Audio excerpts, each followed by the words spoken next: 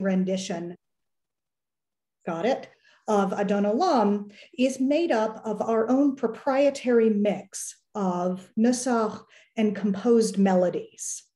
And the composed we're going to be focusing on the composed melodies for this class. There's whole other classes that could be taught about nusach, and there are people much more qualified than me to teach those classes. And what I'm interested in is the composed melodies. Most of the melodies that we use are very, very popular. They're very widely used. You could walk into almost any synagogue in the Anglophone world, by which I mean not just the United States, I mean Canada, I mean the UK, South Africa, Australia, New Zealand probably. You could walk into synagogues in most of those countries, and you'd probably hear at least one or two melodies that you'd be very familiar with, that you'd know from BEKI, that you'd know from other American synagogues that you've gone to. And what we're going to do in this class, what we're going to do for the next 6 weeks, is to learn about the composers of these melodies. This is very much a music history class, because these melodies didn't come out of thin air. We think of them as very traditional because we learn them by singing them, or we learn them when we're very little in a class and somebody is sitting with a guitar and teaching us to sing these melodies. But we don't really learn about who composed them, when they were composed, and most importantly, why they were composed. And I find this why very interesting, because none of these composers that we're going to talk about composed just for the hell of it. They composed because they thought that their music would add something to the corpus of Jewish liturgical music, that it would do something for their communities that hadn't been done before. So that's what we're going to be studying, is who composed the melodies, when and where they were composed, the circumstances that led the composers to think the way they did, and why the music was composed. So, and we'll also for each composer, we'll listen to some pieces that we know really well, that we sing in our services, but we'll also be listening to some pieces that we may not know so well, because almost none of these people wrote just one melody. And there might be some surprises ahead, or there might not. Maybe. I don't know. So the first thing that we're going to do before we dive into the background of the composer of the day, we're going to get a little taste of what sort of things we learn. And I'm going to play for you now a very familiar piece of music. It should be familiar to most of you. You probably heard it before you ever saw the sheet music for it, but I'm guessing that you know a little bit about this piece of music. So we are going to share sound and play the first selection. Okay.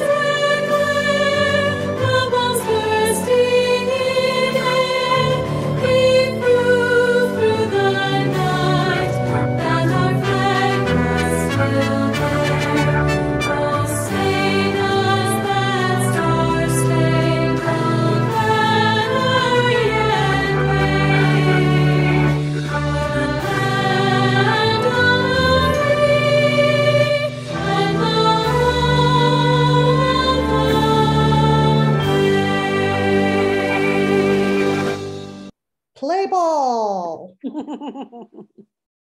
I had a choir director in college who informed us every year, because the choir would sing the national anthem at the graduation ceremonies, and she would inform us every year that the last two words of the national anthem of the United States of America were not play ball, which of course guaranteed that every year at graduation, we'd sing the national anthem and somebody would yell out play ball. And I'm not going to tell you who did it during my senior year when I was about 15 minutes away from graduating. I will leave that to your fertile imagination. So you all know the Star-Spangled Banner, the national anthem of the United States of America. It's the melody that you hear to begin ball games, graduations. Sometimes if an American wins the gold medal at the Olympics, they play the national anthem. This is great. So I'm fairly sure that most people have heard the story that the national anthem was composed by Francis Scott Key after he watched the bombardment of Fort McHenry on September 13th, part of the War of 1812. So that's a story that we've heard. Francis Scott Key wrote the lyrics. He didn't write the melody, and it's the melody that I want to focus on a little bit because it's kind of a weird melody. It's really hard to sing. Of all the national anthems in the world, the Star-Spangled Banner is really hard to sing. It's got a really wide range. It doesn't start on the tonic. It goes way down low. It goes way up high. You need to start it lower than you think you do. Tony Kushner had a wonderful line about it. Said that white cracker who wrote the national anthem knew what he was doing. He set the word free on a note so high nobody can sing it. How did we get a national anthem that has this really weird melody? So the melody is in fact the melody of an English popular song from about 50, it was about 50 years old by the time Key wrote his lyrics to it. The melody is called the Anacreontic Song. It's credited to a fellow named John Stafford Smith, who published it around 1780 for members of the Anacreontic Society. And the Anacreontic Society was a gentleman's social club in London.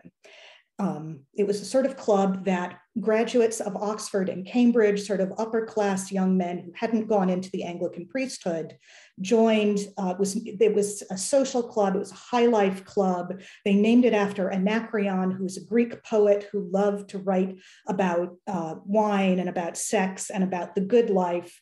And these guys, they're frat bros. They're grown-up frat bros in London in 1780. And this was the kind of social life that they wanted to elevate. And so we're going to hear a performance. We still have the original lyrics. And so here's what the original version of this song sounded like. So get that going here.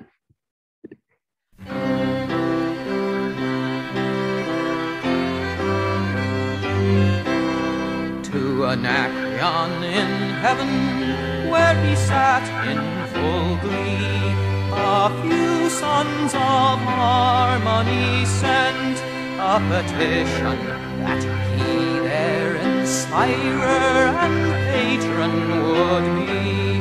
When this answer aright from the jolly old Grecian, voice, fiddle, and flute no longer be mute, I'll lend you my name and inspire you to boot. And besides, I'll instruct you like me to entwine the myrtle of Venus with Bacchus's vine. And besides, I'll instruct you like me to entwine the myrtle of Venus with Bacchus's vine.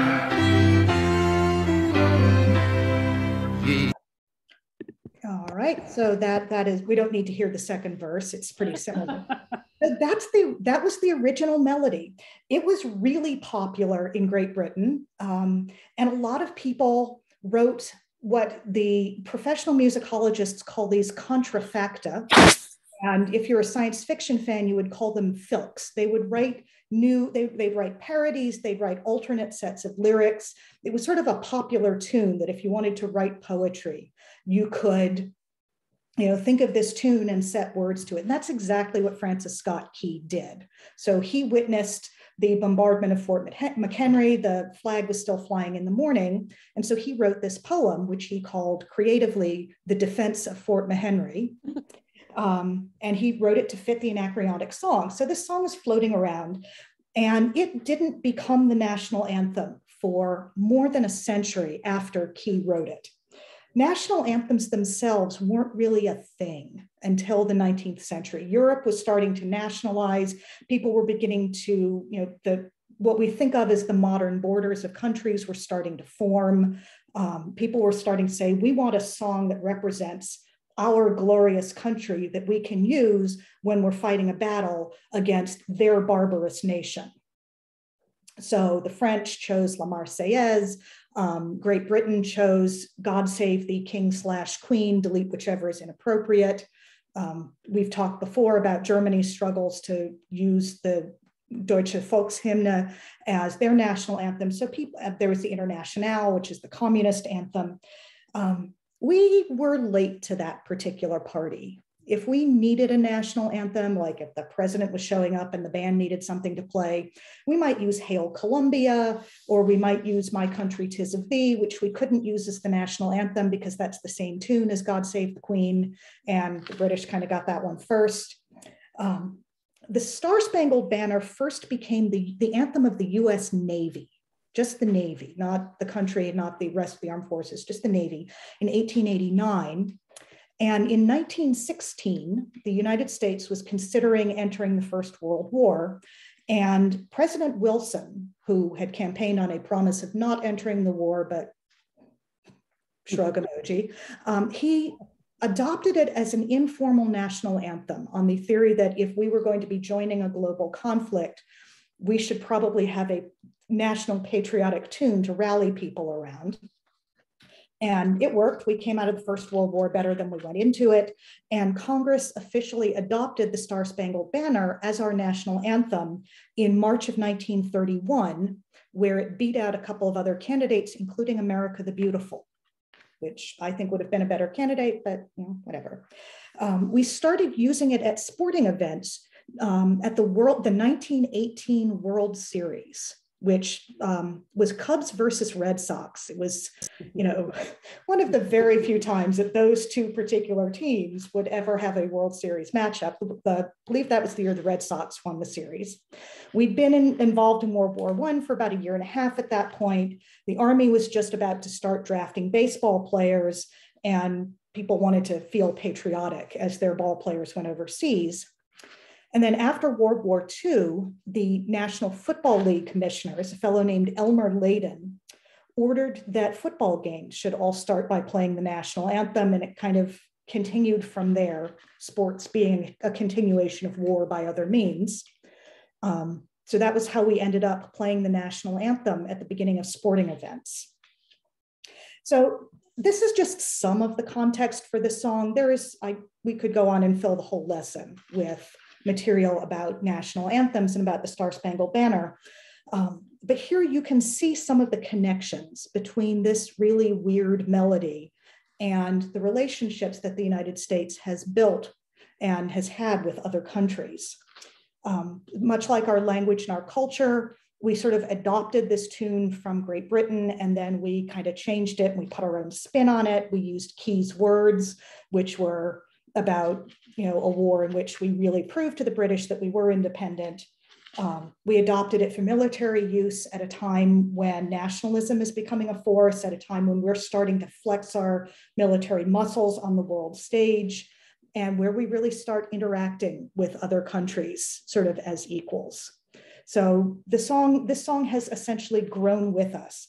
And if you've always wondered why it's easier to sing it at the ballpark if you're a few beers in, it's easier to sing this melody when you're a little bit buzzed. And that's because, remember, it was written for the Anacreontic Society. It was designed to be sung by people who were a little bit buzzed. So if you feel the need to pregame at the ballpark the next time you hear it, go for it. So that's the sort of thing that we're going to be learning. It's not something that's going to make you love or hate the song any more or less than you do, but now you know a little bit of the background behind it. So that's the sort of thing that we're going to do in this class. We're now going to hear the first example from our composer of the day, and you are absolutely welcome to sing along in the privacy of your own homes if you want to. You'll probably know this. So we'll hear our next piece.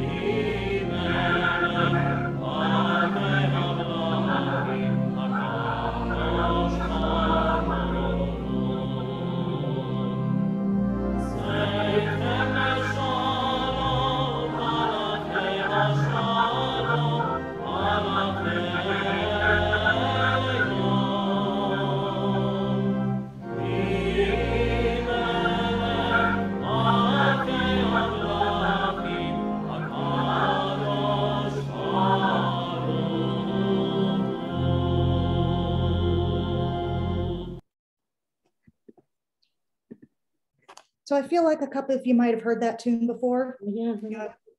Bouncing around in the back of a few people's minds. Yeah. So this is a composed melody. A lot of people have no idea that it's composed or have no idea where it comes from. This is the melody. If you'll see it in a lot of books attributed to traditional, and it isn't. A lot of people think it's a folk song, that it just sort of happened. It didn't. This song was composed in 1918, which in the grand scheme of things is not all that long ago, by Israel Goldfarb, who was the rabbi and the chazan at what is now the Kane Street Synagogue in Brooklyn. When he started there, it had a different name. It had a name like BEKI's, two congregations had melded and they had this acronym. But the congregation exists today. It's called the Kane Street Synagogue. They have a fabulous music program, to the surprise of nobody. So the reason that I'm beginning this course with Rabbi Goldfarb and with this wonderful Shalom Aleichem is that this piece of music, in some sense, represents a real sea change in the way that American synagogue services worked. Our service, the wonderful do-it-yourself sing-along service that we have, where a service leader sings and the entire congregation sings along, that would not be possible without Israel Goldfarb. He's often called the father of congregational singing. Before Rabbi Goldfarb really began to compose and publish music, synagogue services in most of the world worked in one of two ways. Either in some very, very orthodox types of services, you'd have the chazan, and the chazan would be davening in nusach, and the congregation would sort of daven in nusach, sort of along with the chazan. There would not be that sort of murmuration, that sort of heterophony that you see in really old movies and old cartoons. Or you'd get a more modernist, at this point it would be mostly reform. You'd get a more modernist type of service where there was a choir, and if there's a music director, there might or might not be a cantor, and the music director, the soloist, would sing the cantor's part, and the choir would sing the congregational responses, and the actual congregation would sit very nicely and sit very quietly and politely. And possibly they might sing hymns from a hymnal. In 1892, the Central Conference of American Rabbis published the Union Hymnal, which they actually kept well into the 20th century. The Union Hymnal looks like a Protestant hymnal. It has hymns in English written in staff notation. In some of them, the melodies sound very, very Protestant. And in fact, in some cases, the melodies are Protestant. There are a couple of pieces kind of snatched from the Lutheran Book of Worship in there. But you didn't have congregations singing the words of the liturgy to accessible composed melodies. And that was what Rabbi Goldfarb changed. So he didn't just give us Shalom Aleichem, he gave us our whole style of worship. So at this point, I feel like you might want to know who it is that we're talking about. So I'm just going to show very, very quickly. Can everybody see his picture here? Yeah, so that is Rabbi Cantor Israel Goldfarb. This photo was taken about the time that he actually started composing. So take a look at him. He's very handsome here. We'll stop the share. He was the oldest of 11 children. So it's a huge family, and he had a lot of cousins and aunts and uncles. Both sides of his family were enormous. He was born in Galicia, which was in Poland, as the slide showed, in 1879. And his father, who was a man named Nathaniel David, was a cantor, and he encouraged all of his children to study the liturgy in some way. And incidentally, the name Goldfarb, the family name of Goldfarb, comes through Rabbi Israel's mother. Nathaniel David married a woman named Malia Goldfarb and took her last name, which was kind of unusual. He'd been involved in some legal trouble in Russia and needed a name change, so he took his wife's name. The family moved to New York in 1893, and Israel went to school. He graduated from Columbia University, and then he was ordained at JTS in 1902, and which is an important year because 1902 was also the year that Rabbi Solomon Schechter took over the institution and really reorganized JTS. It was a reorganization that eventually led, not eventually, almost right away, led to the formation of the modern conservative movement. Conservative movement was founded to be more modern and more American than Eastern European Orthodoxy, but not to go as far into iconoclasm as the Reform movement. So it was really founded to be an American movement to keep a traditional way of life while still being open to the modern world and to the changed circumstances of living in the United States. So Goldfarb was hired in 1905, so 3 years after he was ordained as a rabbi. He was hired by this synagogue that would become the Cane Street Synagogue. They had just moved to this location. That's the same location they're at now. They had just moved there the year before in 1904 because a fire had destroyed their previous building. Buildings in 1904 were much more vulnerable to fire. They'd been burned out. They had a new building, and much like we're doing, we're taking advantage of the sea change brought about by the pandemic and of hiring a new rabbi. And we're thinking of, we're talking about how to redo our sanctuary. They did pretty much the same thing. They needed a new building. They're in a new building. They have a new rabbi. They want to start over again. So Goldfarb becomes the Chazan. He becomes their Sunday school director. A year later, they ask him to be their rabbi. So he really does it all. And he served this synagogue for 60 years. He died in office in 1967. And you might be interested, here's a fun fact about him. He had a lot of bar mitzvah students over the years, and they were mostly bar mitzvah students. There were some bat mitzvahs later on, but he had a lot of bar mitzvah students. And one of them was Aaron Copland, composer of Fanfare for the Common Man, Appalachian Spring. Aaron Copland did his bar mitzvah at the Cane Street Synagogue under Israel Goldfarb. So there's a little fun fact about him. So as I said, he came from a very, very large family. And several of his younger cousins were involved in the Young Israel movement. And we should put a pin in the Young Israel movement. 2 weeks from now, we're going to return and we're going to talk about really who they were and the effect that they had on reorganizing synagogue worship. One of this movement's goals, it was a young people's movement, one of their goals was to attract young people to Jewish practice and sort of to encourage them to be enthusiastic about it. This is a goal that all Jewish organizations have had pretty much since there were Jewish organizations. How do we get the kids involved? This was a group that was trying to get the kids involved. It sort of wavered between Orthodox and conservative, largely because the conservative movement formed around the same time that Young Israel did. And like I said, we'll talk about them more later. The Young Israel groups, this wasn't so much the sort of Chavruta groups that would form in the 60s.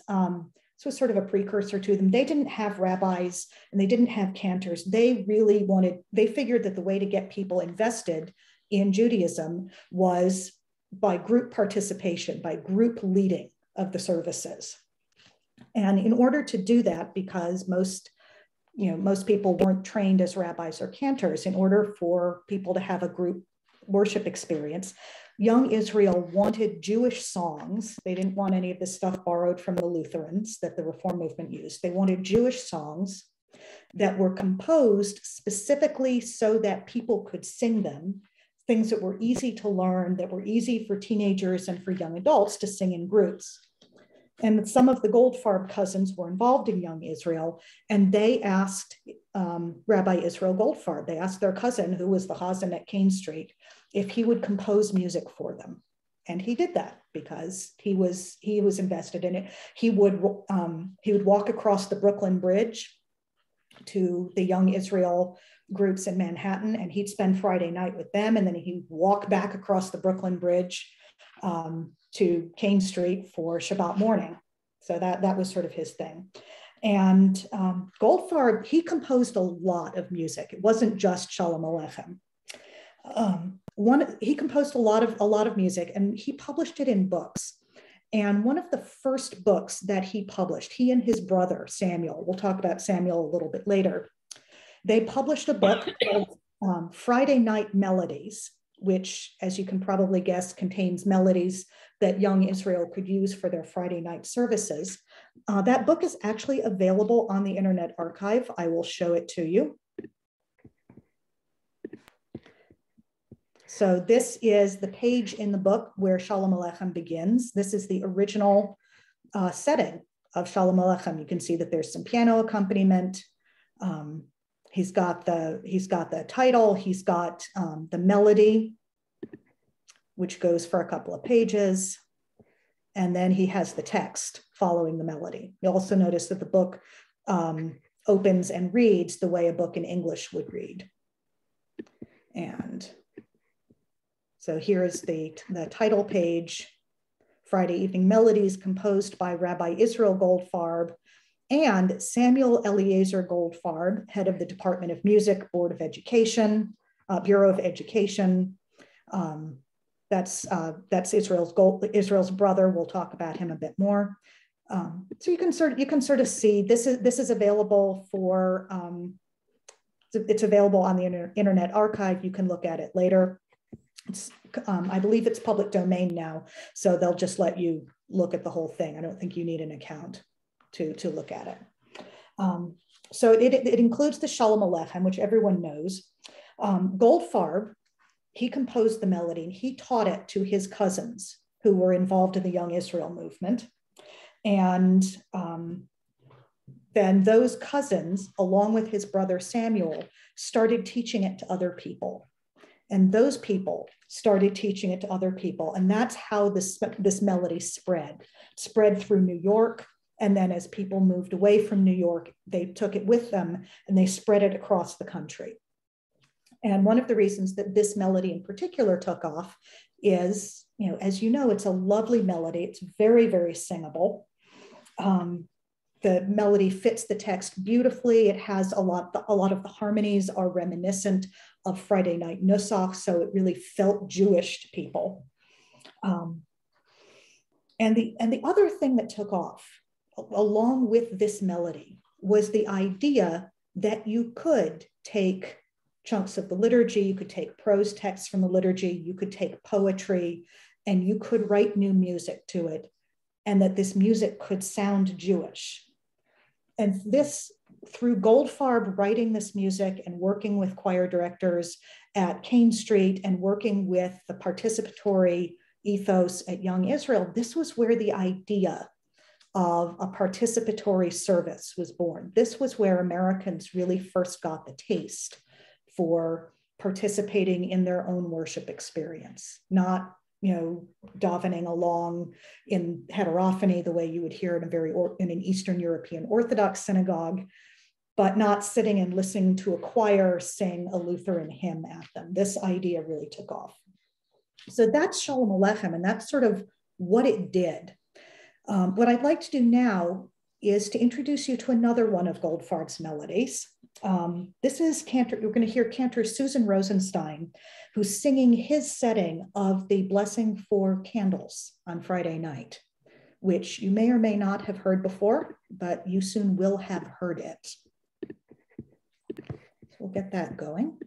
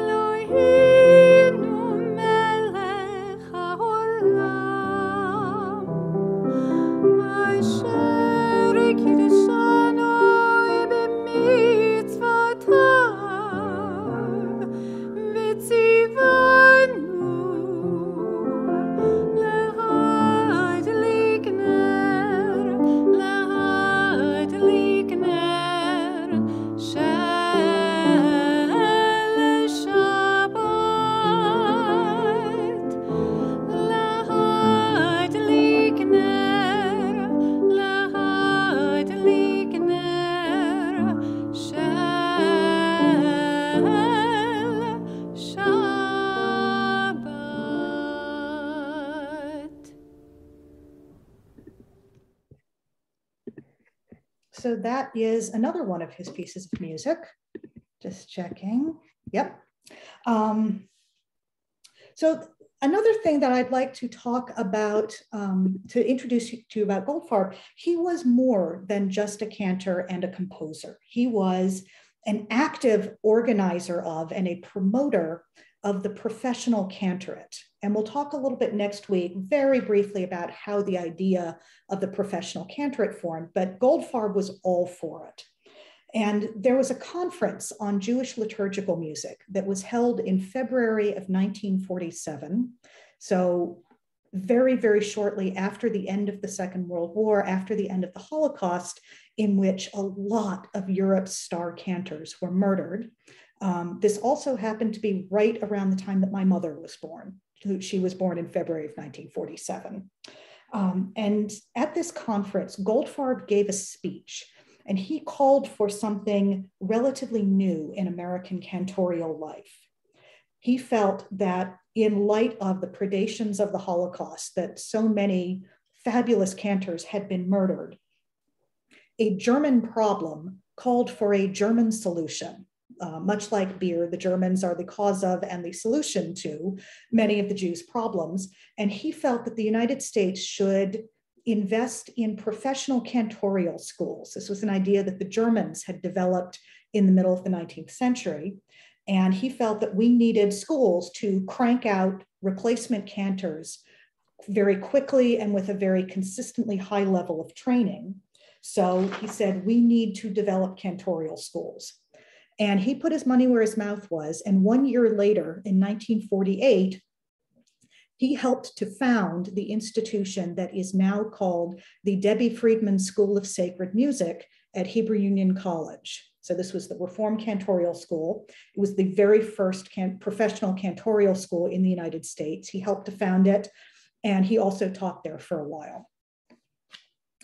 So I'd like to move on from Israel a little bit to talk a little bit about his brother, Samuel. We'll put up a picture of him very quickly.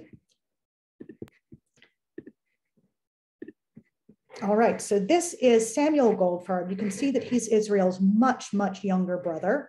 There he is at his piano, looking probably much more serious than he actually was. So you can see here, he's born in 1891, so he's 2 years old when his family moves to New York. Take him down a little bit. Like Israel, he came from the same family. He was musical. He was encouraged to study the liturgy from a very young age. In fact, Israel was the one who taught him to read music.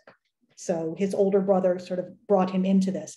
But he, unlike Israel, he was not into liturgical music. He was into theatrical music. He was into choral music. He got a BA from Columbia, like Israel did. And he was a gigging musician. He worked as an accompanist. He worked as a choir director. He worked with the Gershwin brothers. He worked with Yossele Rosenblatt. He worked with Molly Picon. So you can see he's working with everybody. Any type of musician, he was willing to work with them. As you saw on the title page of Friday Evening Melodies, he became the head of the music department of the Bureau of Jewish Education of New York. He got that position in 1925. And eventually he got married and he moved out to Washington State, where he became the director of music at Temple de Hirsch Sinai, which is in Seattle. So maybe you don't know Samuel Goldfarb's name, but you probably know a couple of the songs that he composed. He loved writing music for children's holiday parties. Israel wrote the music that teenagers and young adults used sort of to get into this proto-Havara movement. Samuel wrote, I have a little dreidel, I made it out of clay, and when it's dry and ready, then dreidel I shall play. And he also wrote, oh, once there was a wicked, wicked man, and Haman was his name, sir. He would have murdered all the Jews, though they were not to blame, sir. Again, a couple of pieces that you may have bouncing around in the back of your head. He wrote those melodies. And of course, because they're insanely catchy, really easy to sing, and because he had connections in the music publishing industry, he was able to spread these melodies around. he helped put together 2 volumes of the Jewish Songster, which contained composed melodies for services, melodies about the state of Israel or about Palestine that was becoming the state of Israel in the 1920s. He was big in the publishing business, and he helped Israel spread his melodies for the Young Israel movement around the country. And together, the Goldfarb brothers essentially invented the modern participatory worship service. So thank you, Goldfarb brothers. And so that's your introduction to them. One of the things that I love about their story is that it is both intensely Jewish. You know, these are two of the many sons of a cantor and this liturgical, this man with a liturgical background who encourages his sons to follow in his footsteps. And it's also a very intensely American story. That they were immigrants, they went to university, they kind of worked their way up, they left their mark, they took advantage of the freedom and slight lawlessness of worship in this country, and they really transformed it into something very different. One of these most traditional sounding Jewish melodies, Shalom Aleichem, we think of very traditionally, was composed for this very modern Jewish social movement that began in 1912. And this movement's ideas about how to get people invested in Judaism really have influenced the way that we think about practice even today. Israel Goldfarb knew how to combine the best elements of this very traditional, upbringing with these very new and modern ideas of his time. Young Israel and the conservative movement were both sort of the modern cutting edge ways of thinking about Judaism. And what he invented was a style of Jewish music that sounds ancient. I mean, this Shalom Aleichem sounds like it could have come from the dawn of time or possibly from the 16th century, whichever comes first. But this style of music is, this style of singing is really only a little over 100 years old. And in some ways, this song is the prime example of a genre of Jewish liturgical music that I think is a specific genre. It does not have a formal name. I'm calling it the songs that go like this. And I'm hoping that if I spread the word, other people will start calling this genre the songs that go like this, and it will become. So there's a set of melodies. There's probably a couple dozen of them that congregations all over the English-speaking world know, like Shalom Aleichem. We know these melodies, we love them, we sort of absorb them in the synagogue when we're young.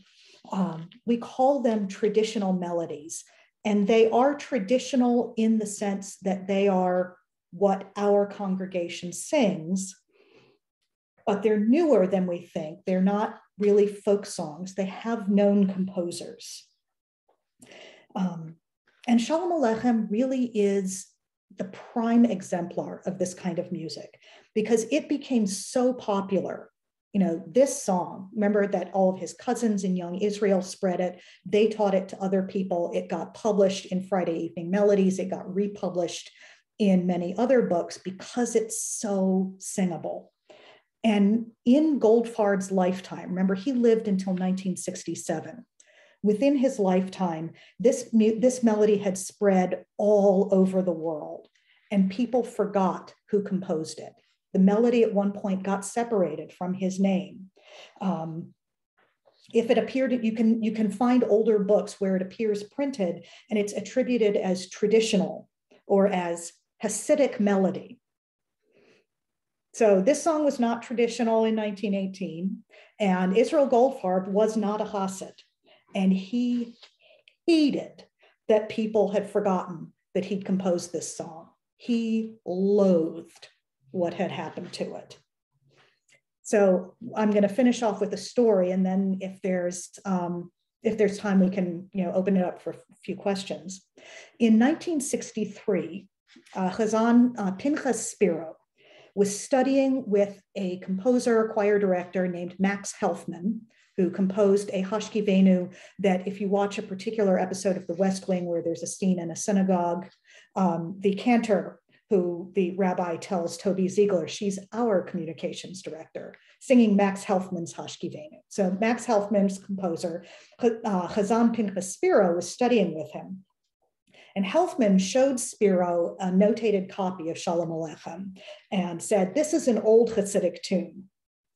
And Spiro looked at it, and Spiro was pretty sure that Goldfarb had composed it, that it wasn't actually an old Hasidic tune. And he said, I think Israel Goldfarb wrote that. And Max Helfman said, oh yeah, prove it. So Spiro wrote a letter to Goldfarb in May of 1963 to ask about this question. And I will close out the lesson with an excerpt from the letter that Goldfarb wrote back, which the Kane Street Synagogue now has a copy of. And you can, the whole letter is not very long, but you can, I'll read you the salient parts. Goldfarb writes, please be assured that the melody originated with me and me alone. I composed the melody 45 years ago this month, 1918, while sitting on a bench near the alma mater statue in front of the library of Columbia University in New York. The popularity, we skip a little bit, the popularity of the melody traveled not only throughout this country, but throughout the world, so that many people came to believe that the song was handed down from Mount Sinai by Moses. I have received innumerable requests from rabbis, cantors, and composers to give them permission to use the melody in their music collections, and I was liberal enough to grant such permission. Some were generous enough to acknowledge the authorship. A great many publishers, some in Israel, not knowing the origin of the melody, simply wrote traditional or Hasidic. But the fact remains that I am the composer, and the melody has been copyrighted by me and recorded at the Library of Congress in 1918. I went to this length in writing to you in order to silence once and for all the many claims to the contrary. So that was the letter that Israel Goldfarb wrote to Pinchas Spiro, claiming ownership of this melody. So that's sort of some of the background to this gorgeous, wonderful, singable Friday night melody. We'll return to Young Israel in 2 weeks, but next week we're actually going to travel back in time. We're going to go back to the 19th century. And if Israel Goldfarb was the man who made congregational singing possible, who was sort of the father of our current mode of worship, we're going to meet the two men who are the grandpappies of modern synagogue sound altogether. So that's coming up next week. People who reimagined Jewish music pretty much from the ground up. And I think that we have a little bit of time for questions and discussion. I'm ready to go. So people, you can just use the hand up reaction. Or just jump in. If you have a question or a comment, and we'll call on you. Or I suppose you can just unmute and have a free-for-all. That's also an option. I did hit you with quite a bit there, but I hope it was interesting and or amusing. All of the above. I think it was definitely both. I think I recall that the Yedid Nefesh we do as Goldfarb, but what are some of the other major Goldfarb melodies? I'm blanking. The Zochrenu that we use a lot during the High Holy Days is a Goldfarb melody. Oh, great. Okay. That's I also wondered what happened to the other 9 children. Were there any other musicians among them? I'm sure there were. There turns out to be a whole website devoted to the Goldfarb family and their assorted, 5 different families of cousins. And you can go on the website, and they published a cousins newsletter, and they had parties and they had dances, and they mimeographed newsletters and sent them out. It's hilarious. Israel and Samuel are sort of the pride and joy of the family. So one thing that did happen, Israel's grandson, a rabbi named Henry Michelman, he took over Kane Street Synagogue after his grandfather died. Interesting. And he is, as far as I know, he's still alive. He's written articles about Israel for the new edition of the Encyclopedia Judaica. and for the journal called Raya Note that I don't think exists anymore. It was sort of the literary journal of the Cane Street Synagogue. And he's in fact one of the great sources for information on his grandfather's life. And of course, he's preserved this letter that Goldfarb wrote to Spiro. You know, if anybody wonders, I've heard people say, and some of these people are actual graduates of accredited cantorial schools, that it should be the highest honor for someone's music to go into the folk tradition so thoroughly that we forget that you wrote it. Certainly Israel Goldfarb didn't feel that way. And I suspect that a lot of composers actually don't feel that way. A lot of cantors probably feel that way, but not so many composers. I don't think Paul McCartney would feel that way. No. Right? Somebody who has written a lot of songs that are very popular and feel like they're in the public domain, but they were written. That just makes you poor. Most that is how working musicians feel about it. They would like to be paid for their music. Right.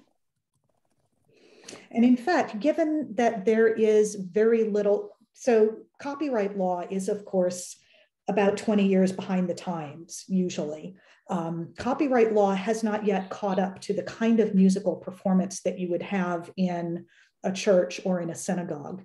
But there are starting to be sort of overarching licensing agencies. The Jewish one is called J-License, where you can, for a sort of annual fee, you can get a license that would cover the any copyrighted music that you would use in your services, and therefore, you know, would make it legal for live streaming, for instance, or for recording and putting on the website.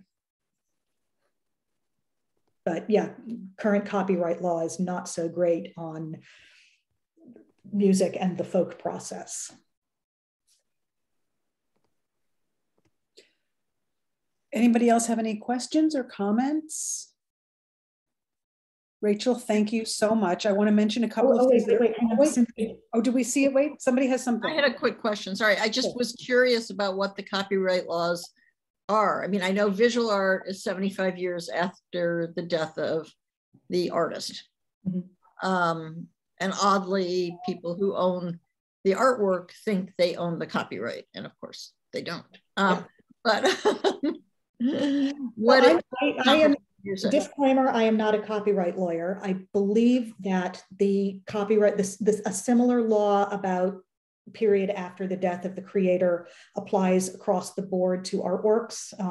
You can blame Disney for this. Disney really does not want Mickey Mouse falling into the public domain. So you can kind of tell whenever copyright is about to expire on Mickey Mouse, because Congress will make more copyright laws. So I think that that applies across the board for art. Copyright, I believe that it is with the composer or with the publisher. So I think that ASCAP, if you're registered with ASCAP, that they can collect. There's a 3-minute rule or a certain number of seconds. I can't remember what it is. I don't know the exact amount, but there is. I think it depends on it can depend on the piece of music, what kind of copyright protection. Like it may even be a sliver as little as 2 seconds. And that may have come into place after hip hop artists started sampling, that you can use like 2 seconds of music before you have to start paying royalties on it. Makes sense. Yeah. Like Debbie Friedman's music, ASCAP had it for a while, and then she died and her estate took back the copyright.